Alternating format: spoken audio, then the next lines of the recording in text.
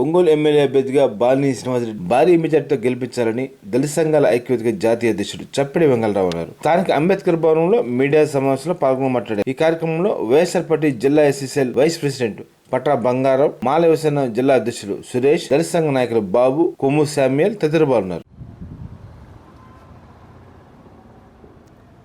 ఆంధ్రప్రదేశ్కి కేంద్ర బిందువైనటువంటి విజయవాడ నడిబొడ్డులో 125 అడుగుల అంబేద్కర్ విగ్రహాన్ని నిర్మింపజేసినటువంటి ముఖ్యమంత్రి జగనన్నకి దళిత సంఘాల ఐక్యవేదిక నుంచి అభినందనలు తెలుపుతూ ఉన్నాము. ఈ అంబేద్కర్ యొక్క సాక్షిగా జగనన్న దళితుల ఆర్థికాభివృద్ధికి, దళితుల యొక్క హక్కులను కాపాడేందుకు ఆయన అంబేద్కర్ ఆలోచనలతోటి, ఆశయాలతోటి ముందుకు కొనసాగుతున్నాడు అనడానికి నిదర్శనము ఈ విగ్రహ ప్రతిష్ట అని తెలియజేస్తూ ఉన్నాము.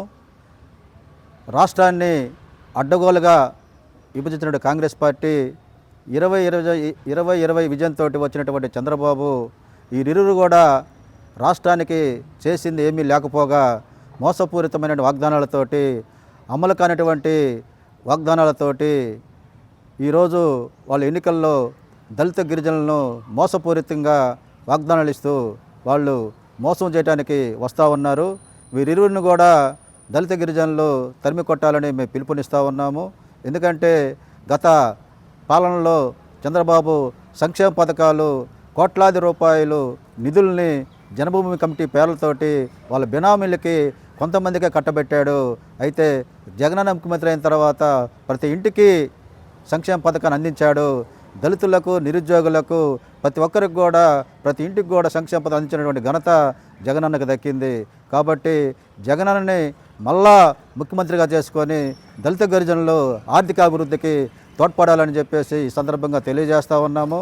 మన దళిత గిరిజనులు ఆర్థికంగా ఎదగాలంటే, ఆర్థికంగా నిలబడాలంటే, తమ హక్కులను కాపాడుకోవాలంటే ఖచ్చితంగా జగనన్నతోనే సాధ్యమవుతుందని చెప్పేసి దళిత సంఘాల ఐక్యవేదిక నుంచి దళిత గిరిజనులకు పిలుపునిస్తూ ఉన్నాము.